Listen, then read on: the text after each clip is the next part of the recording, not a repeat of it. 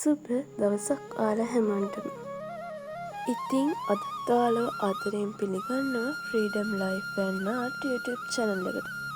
අපි මේ යන්න හදන්නේ සබරගම පළාතේ තියෙන කූරගල ඇතුළුව විහාරස්ථාන කිහිපයක් වැඳ පුදා ගන්න. අපි මුලින්ම ආවේ සංකපාල විහාරයට. ඉතින් අපිත් එක්ක මේ ගමන යන්න ආවේ අපේ ගමේ ඉන්න අපි දන්න අඳුරන කට්ටිය. මේ සංකපාල විහාරය කියලා කියන්නේ හරිම ලස්සන පන්සලක්.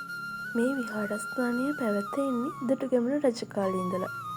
ඉතින් අපි මේ විහාරස්ථානයේ ඇවිදින අතරතුර මම ඔයාලට කියලා දෙන්නම් මේ විහාරස්ථානයට සංකපාල විහාරය කියන්නේ ඇයි කියලා. ඔයාලා දන්නවනේ දුටුගැමුණු රජතුමාගේ දසමහා යෝධය ගැන. ඉතින් ඒ කාලේ අපිට සංනිවේදන පහසුකමක් තිබුණේ නෑනේ. ඒක නිසා දුටුගැමුණු රජතුමා සේනාව රැස් කරන්නේ සංකයක් පිඹලා. සංකයක් කියලා කියන්නේ හක් ගෙඩියක් වගේ දෙයක්. ඉතින් මේ සංකය සද්දටම පිඹින්න පුළුවන් වෙලා තිබ්බේ පුස්සදේවට. ඉතින් මේ පුස්සදේව හක් ගෙඩිය පිඹිනකොට අක්කර 84000ක් ඈතට මේ සද්ද විහිදෙනවලු.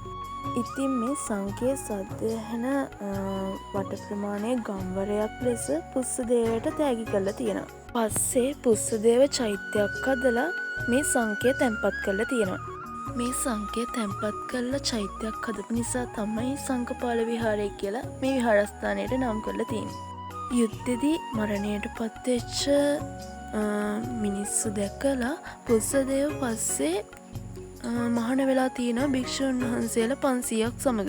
ඉතින් මේ විහාරස්ථානයේ ගල් ගුහා කුටි 14ක් තියෙනවා. මේ ගල් ගුහා කුටි වල භාවනා යෝගීව ඉඳලා පුස්සදේව පස්සේ කාලෙක මහරහතන් වහන්සේ කෙනෙක් වෙලා. ඔය ඈතින් පේන්නේ සිංහරාජ වනාන්තරයේ බටහිර බෑවුම. ඉතින් ඔය දැන් අපි යන්න හදන්නේ කූරගල විහාරස්ථානයට. අපි 12 මාර විතර වෙනකොට කූරගලට ආවා. මෙතනට ආවහම මාරම ලස්සන view එකක් අපිට බලා ගන්න පුළුවන්. ඉතින් මේ තියෙන්නේ කූරගල විහාරස්ථානයට ඇතුල් වෙන තැන. ඉතින් මේ සිංහයේගේ පිළිරුවක් හදලා තියෙන්නේ මේ විහාරස්ථානය වෙනුවෙන් මේ විහාරස්ථානය රැකගන්න අරගල කරපු ගිහි පැවිදි ඒ හැමෝම වෙනුවෙන් එයාලව සිහිපත් කරන්න තමයි මේ සිංහයේගේ පිළිරුවක් හදලා තියෙන්නේ. අඩි 30ක් විතර උස මේ සිංහ පිළිරුව ලංකාවේ තියෙන විශාලතම පිළිරුව කියලා හඳුන්වනවා. ඉතින් මේ කූරගල පුදබිම අන්තවාදීන්ගේ ග්‍රහණයට ලක් වෙච්ච නිසා මේ පුදබිම ආයමත් ලබා ගන්න විශාල පරිශ්‍රමයක් දරන්න සිද්ධ වෙලා තියෙනවා. මේ කූරගල පුදබිම බලංගොඩ මානවයාගේ ඉඳලා පැවැත එන විශාල අතීතයක් තියෙන ස්ථානයක්. ඉතින් අපි දැන් මේ ධාතු මන්දිරය වැඳලා ඊට පස්සේ යන්න හදන්නේ චෛත්‍යයේ තියෙන තැනටයි සමන් දෙවියන්ගේ පිළිරුව තියෙන තැනටයි.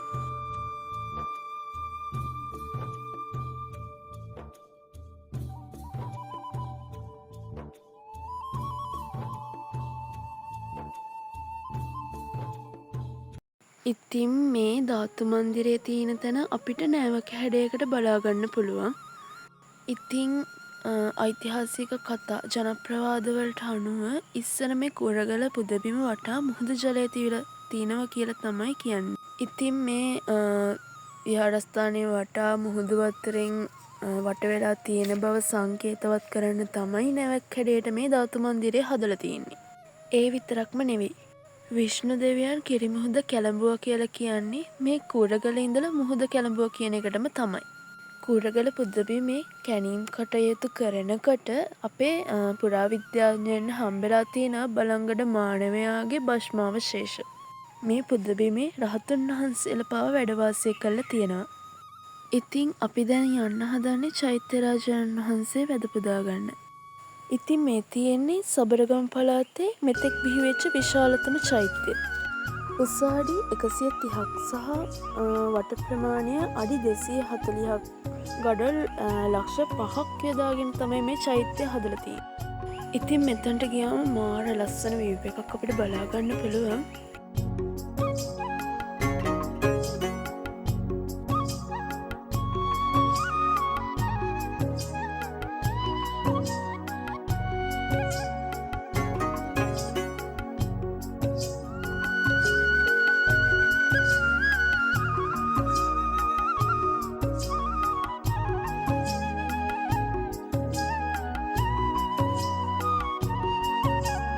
ඉතින් මේ චෛත්‍යරාජාණන් වහන්සේට අස්සි දිසි ශාක්‍ය සුගත මහාසෑය කියල තමයි හඳුන්වන්නේ.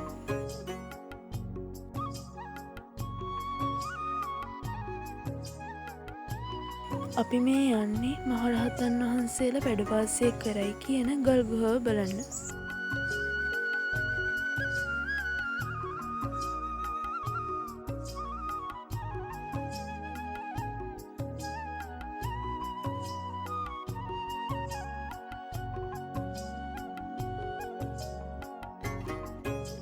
මේ පේන්නේ කල්තොට ගම්මානය. ඊටත් ඈතින් අපිට බලාගන්න පුළුවන් වැලිපති ආය.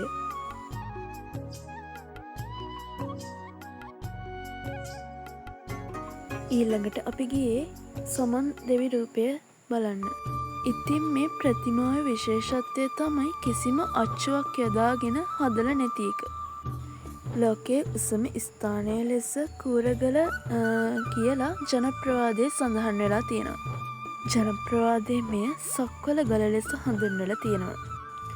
මුහුදෙන් මුළු ලෝකයම විනාශයට පත් වුණාට පස්සේ ඉතිරි වෙලා තියෙන එකම උස්බිම විදිහට කූරගල හඳුන්වන්න පුළුවන්. සිව් බුදුවරු වන කකුසද, කොණාගම, කාශ්‍යප, ගෞතම යන සිව් බුදුවරුන්ගේ පාද ස්පර්ශයත් ලැබිලා තියෙනවා. ඒ වගේම දිවා විහරණයට වැඩවාසය කරලා තියෙනවා.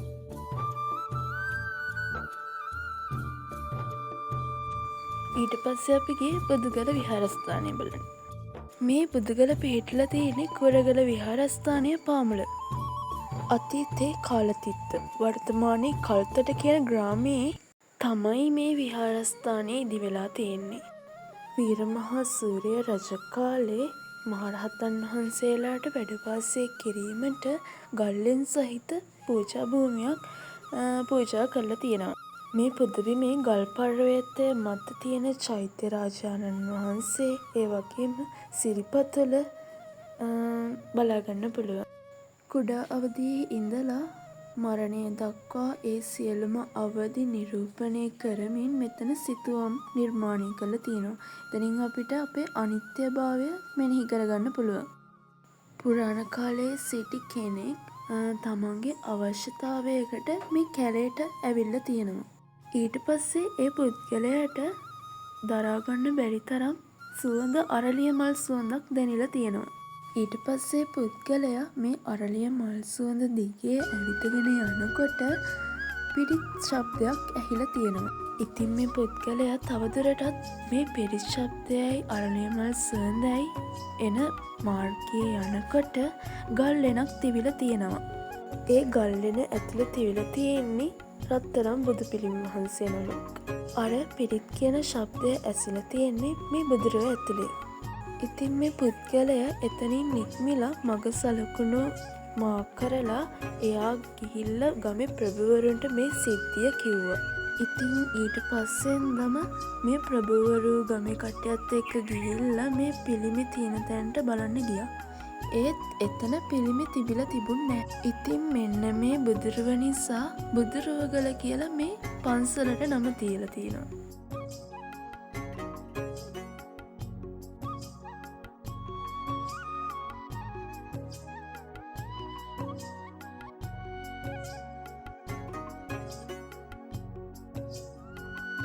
ඊළඟට අපි ගියේ පුංචි මිහින්තලේ බලන්න.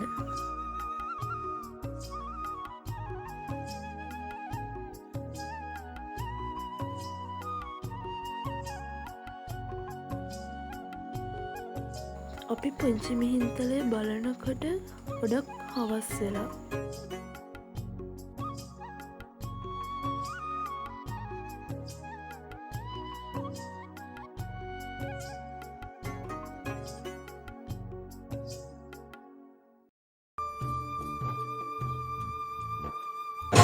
Very nice.